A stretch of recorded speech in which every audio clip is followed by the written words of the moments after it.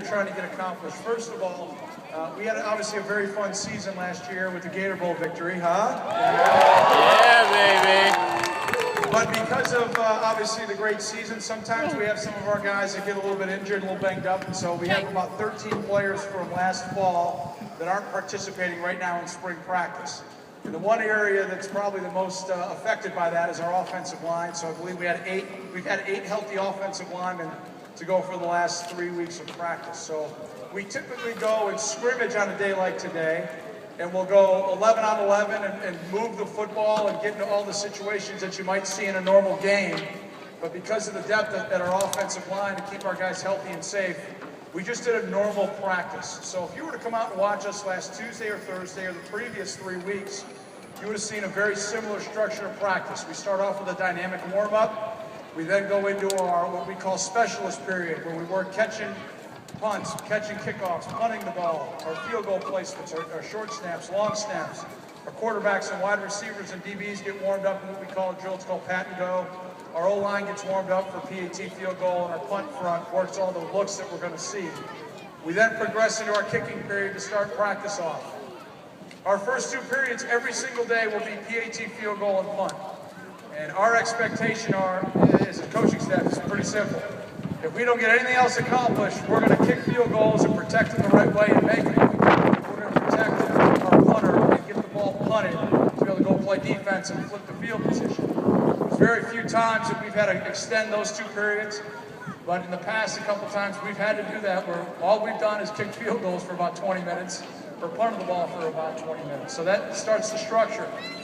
Then you saw the groups break off with their individual position coaches around the field to work specifically the fundamental and technique that they need to work to improve their individual skills. We call that individual period.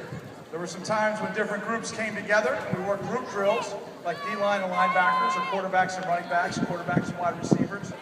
But for the most part, we're working the individual skills to make us better football players. And then because of the way that we have our depth at the offensive line, we then went 11 on 11 for about 20 minutes, separated that group, and we went past 7 on 7, 7 offensive players, 7 defensive players, and then the big guys went down and did pass rush. And then we finished with going 11 on 11. What you probably saw, which may not have jumped out to you if you're just watching it innocently, was the fact that we put the chains on the opposite side of the field.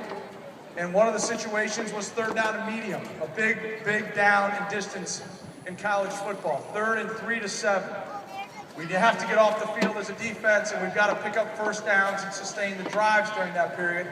We worked that during training camp about 25 different times. We did the same thing. We turned the ball around and went into the end zone. We call that the red zone, 25 down to the 11. We'll do the same thing. We worked that about 25 times during training camp, and then we worked inside the 10. We call that the tight zone, and we did the same sort of structure. So we put situations, we have a whole set and a calendar how we want to get that accomplished.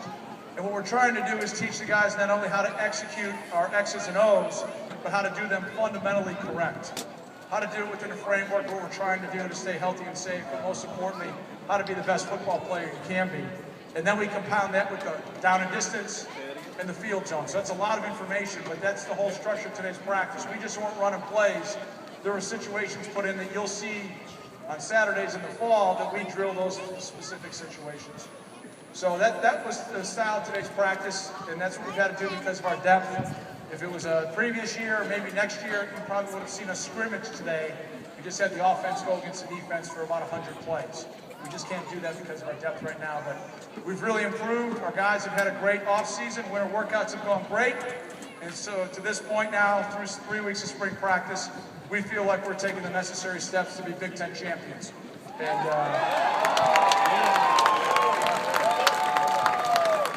we can't thank all of you enough for your support a year ago, but as we can see, the stadium isn't full today.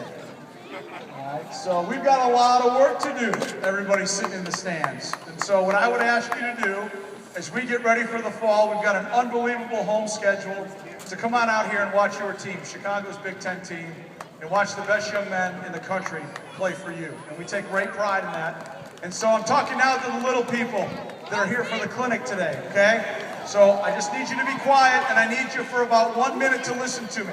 And then I'm going to turn it over to Ryan. all right, who's going to give you a little bit deeper instructions. Now, a couple things. Number one, the young men that are in the purple and white and black behind me here, when they were your age, they started playing football just like you. And the reason why they're here playing for us, first and foremost, is because they're great students. Not good students, they're great students. And it was A's and B's all through grammar school and all through high school. And they sacrificed video games and they sacrificed being a knucklehead to be a great kid and to do the right things and to work as hard as you possibly can in school. Okay? And so if you want to go out there on Ryan Field when you get to be 18 years old, the number one thing you need to do is do really, really well in school and work as hard as you can.